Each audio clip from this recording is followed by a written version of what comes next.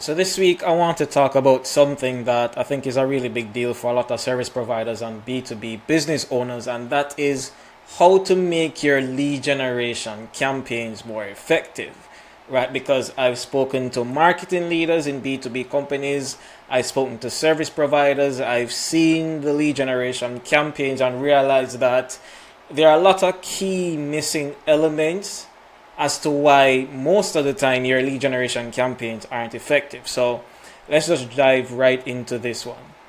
So before I begin, I want to highlight the 3 reasons why your lead generation campaigns are ineffective.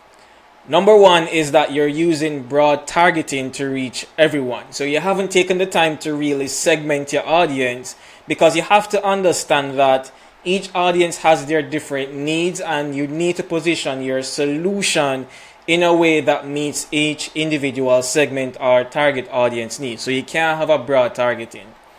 Number 2, I've realized, is that you're promoting your solution without understanding the needs of your buyers. And this is a huge one, a huge mistake that a lot of business owners, that are B2B business owners, that are service providers make in terms of this particular mistake. And I want you to remember this quote and remember it very well. Your solution has no value without a problem. Let me say that again. Your solution has no value without a problem. So you have to first understand the problem so you can tailor and position your solution in a way that's relevant and is appealing and resonates with the target buyers that you're actually going after. And finally, you're trying to sell without building trust or authority, which is very important, because if your audience, they don't know you, they've never heard of you before, they aren't aware of your brand, or maybe they are aware of your brand, but they haven't really, or you haven't really given them a reason to really trust you and trust why you're the best choice and the best solution to help them with their needs. And I've seen these 3 mistakes right across the board with B2B companies, with service providers. And one of the things I can tell you, 2 particular stories with 2 clients that we actually work with. The first was a service provider where we actually executed a webinar for them that got 100 attendees to that webinar. And we were able to convert 20%, which is 20 people, to sales qualified opportunities for their sales leads to follow up on. The second case we had was where we had a B2B business, and coming in before, same thing, same 3 mistakes: broad targeting, promoting their solution without understanding the needs of their buyers, and haven't built any trust whatsoever. After working with them within the first 90 days of executing their lead generation campaign, we were not only able to generate leads for them, but we were able to increase their conversion rates by 12.8% over 90 days, right? So what I'm actually going to go through with you in this particular video is not based on theories, not something I read in a book. It's based on my own experience. Now, originally, I was planning to do like a full 1 hour length video that goes through all of these things and how to fix them, but I decided that I'm going to break it up into 3 parts so that it's easier for you to watch, easier for you to consume. You could come back to, depending on which of these 3 challenges that you're actually struggling with, you can always come back to the one that's most relevant to you.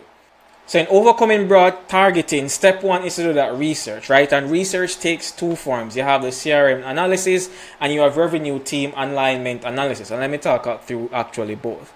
So CRM analysis is whether you use HubSpot, Salesforce, whether you use an Excel sheet to actually track leads that come in, qualified sales opportunities that converted to actual clients. You want to go back to that and you want to look through and make note of all that in terms of that analysis. I'm going to talk about what to actually look for in the next slide. Revenue team alignment, if this applies to you, because it doesn't necessarily apply to everyone, but revenue team alignment is when you have, for example, you may have somebody doing marketing, you may have someone doing sales, you may have someone who's a customer support or customer success, right? Or you may have departments that falls under all 3. So you want to go in, if you're marketing, you want to speak with the sales team, get a better understanding of them, of which particular deals were the easiest to close, the most profitable, and so on. From the customer success team, you want to be able to understand, well, which particular clients have we retained for the longest, which has gotten the most value from the product or service that we actually offer. So the information that you want to gather is, number one, you want the list of the most profitable clients that you were able to win over the last 6 to 12 months. Number two, you want the list of the clients you were able to close the fastest over the last 6 to 12 months. And number three, as I mentioned, you want the list of clients who has gotten the greatest value from what it is that you offer. So step two is that data mining. So what you want to do, you want to get an Excel sheet or a Google sheet, and you want to list all the clients that falls under each one of those three criteria that I mentioned, which is the most profitable over the last 6 to 12 months, the one you'll be able to close the fastest over the last 6 to 12 months, and the ones that have gotten the most value from your offer, right? And you want to put each client under the one that's applicable to them, right? And by the way, you can have multiple clients under multiple columns. So it doesn't necessarily matter, right? Now, once you do that, you want to pick out all the clients that meet all three criteria, right? And you want to list all of those because those are the prime clients, the ideal clients that we really want to focus on. If you don't have any clients whatsoever that meets all three criteria, maybe you can find the ones that meet at least two of those criteria, right? And try to find as many commonalities as possible in terms of the ones that meet at least two criteria. So once you list that, then you want to be able to list all of the traits and characteristics that's common amongst all the clients. So whether you have ones that meet all three criteria or you have the ones that meet only two of those criteria, right? And you want to be able to identify what are the traits and characteristics and the things that are common amongst all those clients, right? So whether it's the ones that are a particular age group, the ones that are, fall within a particular region or location, the ones that have a particular income level, or, if it's a company, the ones that are at a particular revenue level. Probably your champion who helped you to close the deal, you realize that they typically fall in one role. Maybe it's a sales role, maybe it's a HR role, whatever the case may be, right? You want to be able to identify those commonalities.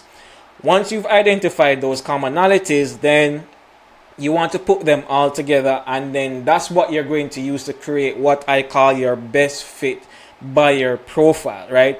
So these are the clients that are the ideal, the ones that have the greatest chance and the greatest likelihood that once you can actually generate leads from these best fit buyers, then it's highly likely that they're going to become clients. Why? Because historical data has showed us that these are the traits and the characteristics of the clients or the buyers that typically convert to clients. So that's it for the first video. So next week I'm going to release the next video. I'm going to talk about the next point in terms of how can you identify the problems and how can you tie them to your particular offer and your particular solution. So you want to subscribe to ensure that notifications are sent once that video is released. Until then, take care and all the best. I hope this was informative. I hope it was helpful to you.